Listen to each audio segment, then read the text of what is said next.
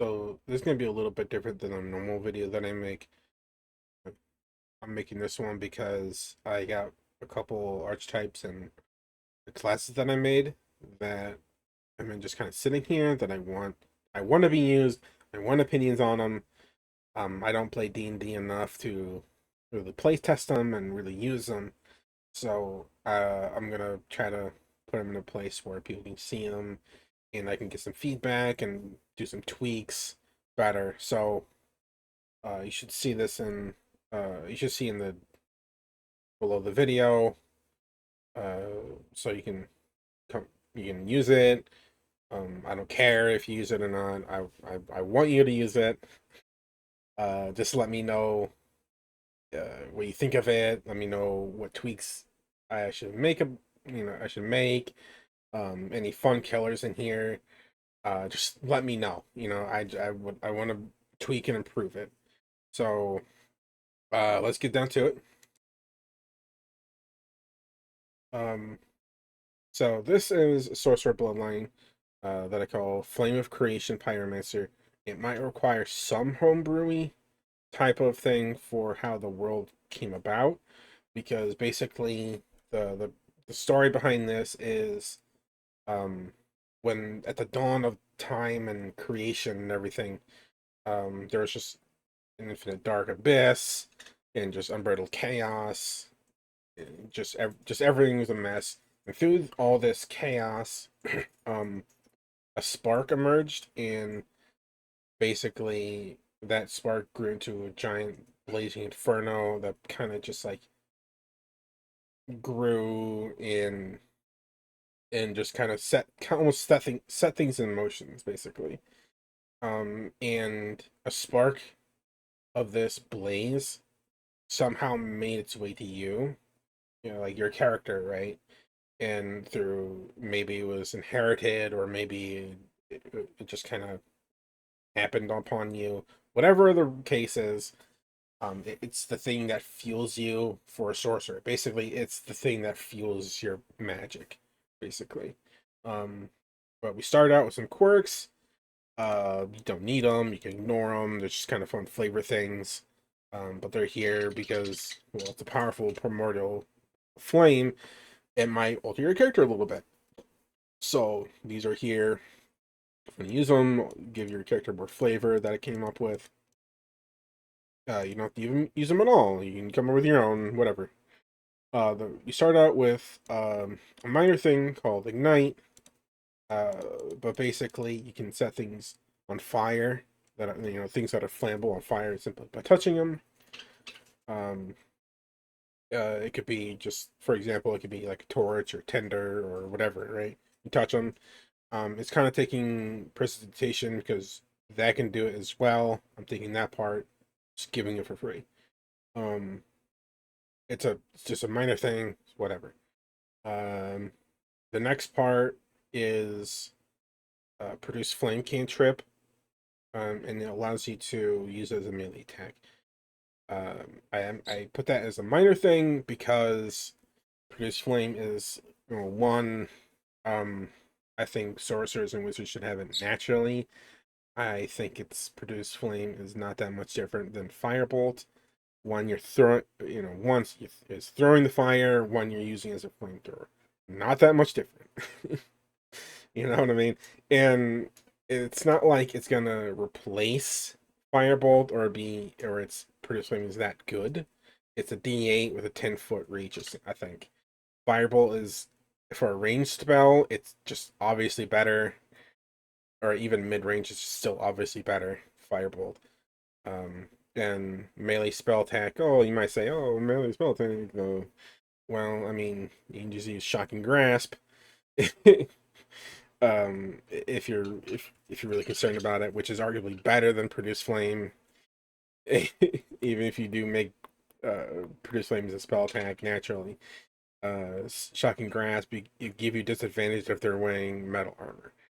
This just you can just use it as a it's just you touching them with your spicy fingers, Not it's not that good. It's just a fun little flavor thing, I think. Um, if it's too much, you can be removed. I think it's a whatever small thing. The big thing that I kind of base this archetype around is this first thing here called Lingering Embers. My thought process on this. Oh, by the way, I will go my. I forgot to mention this, but basically, I'll go through each of these things, get my thought process on it, and kind of give you a little bit of insight when I made it, and kind of whatever. I'll just give you my thought process of these individually. At the end, I'll try to give a objective view on it to see what I think. If I came across this, if I was a DM and play like, hey, can I use this? That type of thing. Lingering Embers, kind of what I base this whole thing around. Lingering Embers, but basically, anytime you do fire damage with a sorcerer spell, uh, it basically catches whatever you damage on fire. Um, and the damage isn't much. It's D4 starting out, and then at 5 it's D6, then 11 D8, D10 at 11, and a D8 at 11, and D10 at 17. So it's I mean, it's not gonna do much. I mean, it'll do a kind of decent amount for like a dot at 17, but whatever. It's not I don't think it's enough to really make a big difference. It'll be there, but anyway, uh, there's no saving throw to it. The reason why there's no saving throw to it is because it takes just an action to put out, and there's no save for it or anything. You just spend an action to put it out. And so it's not that hard to put out.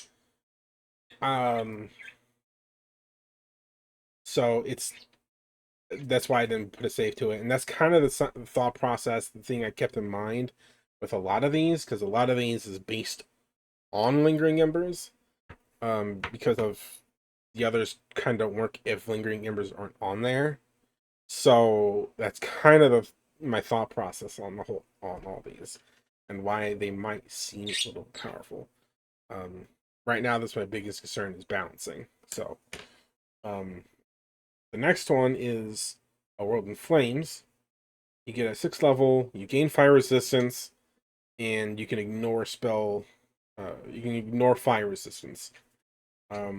Additionally, your Lingering Embers, when your Lingering Embers damage a creature, any single random creature within 10 feet of them must make a Dex saving throw, or also be affected by Lingering Embers. It can only happen once per turn.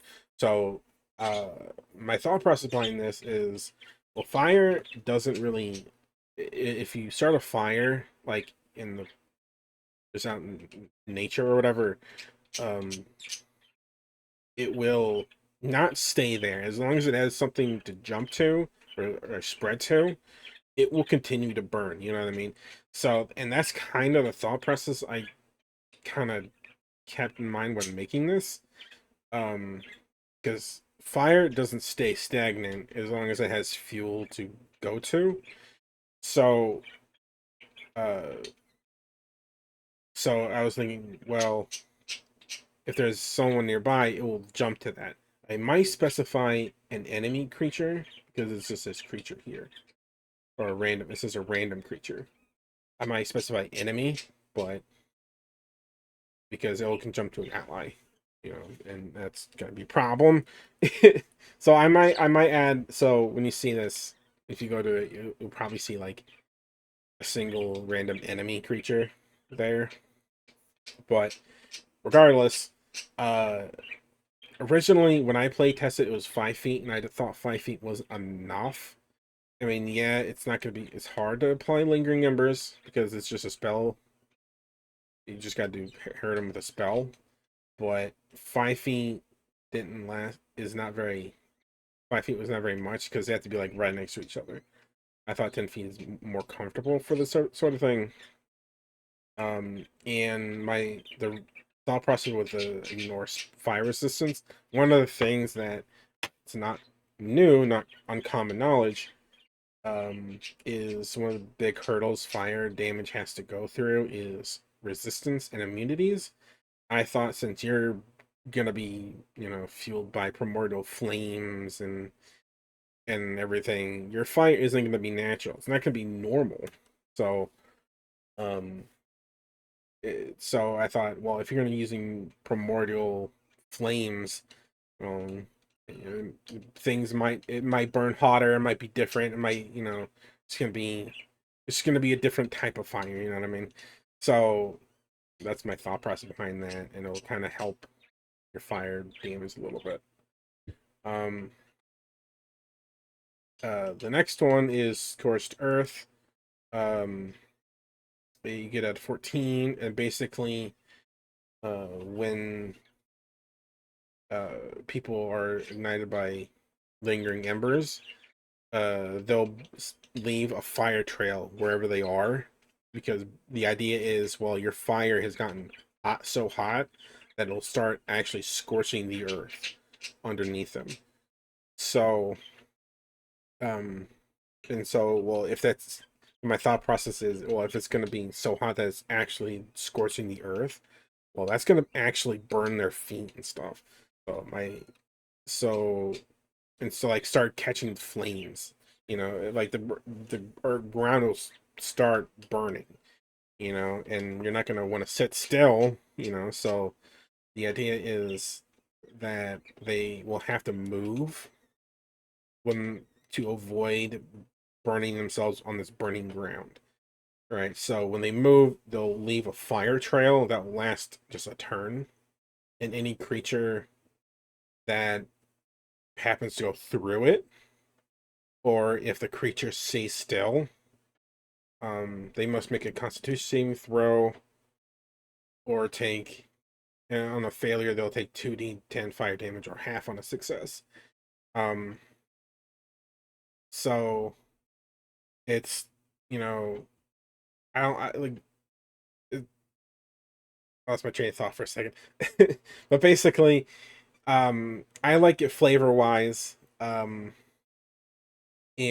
again, I don't like, I didn't like it being Constitution saving throw, but I don't know what would really be. You know what I mean? Other than Constitution saving throw, because it's not wisdom, it's not charisma, um, it's not intellect, and you could say dexterity, but I don't know if dexterity would make any more sense. You know, um, and you could do dexterity, but I don't know. Um, I thought it was a decent one to use, and something else to kind of balance it out if it's too powerful, because uh, Constitution saving throw is a very popular one to do, and a lot of people might pass it, or whatever. So it's you um, but anyways, this is the new one that I kind of came up with kind of today. I'm kind of worried about balancing about this one because I haven't play tested this one. I changed it, but before it was an ability called Divine Inferno, and basically what it would do you would do a massive amount of damage. What the Divine Inferno would do, basically, it would do a lot of damage, and then it will suck in all the lingering embers into one person, into an implosion that will just burn them. Like it'll do a lot of like burn damage. I think we had radiant damage. Um, I didn't like it. It didn't feel right. I liked it flavor wise, but it didn't fit. I don't think it fit well with this archetype. So, and I had this other one, um, other idea that that I had. I can't really remember it that I was gonna go with, but I came with up with this one. It's called Wildfire. And basically the idea here is your connection to the spark that you have has grown strong enough that your fire almost emulates that. It's just primordial fury. And uh basically your fire can now treat immunities as resistance. Because, like I said, with A World in Flames, where you can ignore resistance, um, you're not going to be using normal fire. You're going to be using like a primordial like fire that's again not like I said, not normal fire. It might gonna burn hotter, it might burn like differently. It might not even it might burn and act like fire, but it might not be actually fire, you know what I mean? It's hard to explain. It makes sense in my head. Plus again it helps fire damage because at 18th level a lot of things might have immunity to fire, and this will kind of keep your fire spells and a lot of these attributes, abilities that you get here kind of still relevant. Because like I said, there's a lot of things resistance and immunities. I will note that um, I thought about making this a note in here somewhere. I should note that uh, you can, because of this, you can completely ignore it, like fire resistance, ignore immunity, fire immunity, um, because it doesn't work like that. There's an archetype that Wizards came out called I think Pyromancer that kind of has the same thing. They give you fire immunity and this here, this here, um, and basically it just takes everything a step down. Resistance, you immunity is now resistance. Resistance is now non-resistance, basically, and that's what it is. Everything's a step down. The big meat of wildfire is basically once per turn. No, once per long rest, you can target a creature. Did I say an action? I did not say it's an action. I might suppose action. Anyway, you can target a person that has lingering embers on them, and it'll send out like a small burst of primordial fire. Each person within 10 feet of um each person of within 10 feet of them um will take 8d 8 fire damage, including the person affected that you targeted. And the next turn those people hit will also explode. And the damage dice is reduced by here, so it's 68. And each time, and it will continue like that until there's no one new to spread it to, or they are out of or you're out of dice to do. Um, I think it's a little confusing. I think it could be worded a little bit better. I might try to word it a little bit better, but basically it's a chain reaction. Think of kind of like fission. Basically, one explodes and then hits two more, and those explode, or whatever. That's kind of the thought process here. Um, the damage ramp up. The damage can ramp up exceedingly high. Um, I might change the damage of it, but I'm trying to give them kind of like an eighth level like ability, eighth level spell almost. I this might change. I like it flavor wise, but anyway, I like I said, I this might change. This is the big issue I think right now. Everything else is kind of fair. I think, but anyway, my objective opinion on this, uh, like my objective thought on this is it's very flavorful. I think it has a lot of flavor to it. Um, and I think it really makes fire fun, both at an RP standpoint and um and I think it's a DM standpoint because if because it actually adds a lot of like things to fire and a lot of spreading nature to it. It adds I think it adds fire um fire spreading kind of back into D&D. I think it does that. It's like the world, like World in Flames and everything. It I think what I'm trying to say adds a lot of flavor to it. Um uh the damage I think can kind of ramp up quite quickly. Um yeah, like because I did some high potential damage to it, and it can get kind of wild, and how high it can get. Um, but at the same time, the minimum, it's a it's almost a high risk, high reward, almost because it's easy to take, it's easy to avoid, but at the same time, the damage it can do is also quite high, which I think is very fitting for fire, because if you, like I said, I think I said this already, if you leave fire alone, there's going to be a lot of problems. Look at, let's look at what look at wildfires, look, there's a lot of dams that don't been done with wildfires and stuff. And what, if so, it's, I think it captures that careless nature, carelessness, I think this class does. um Damage might change, but I think overall, I think this is a decent one. It's big, like I said, like I said multiple times, biggest concern is the damage. But I would like to know what your thought on this is. So give, you know, comment, um, comment it, what you think, what you think should change.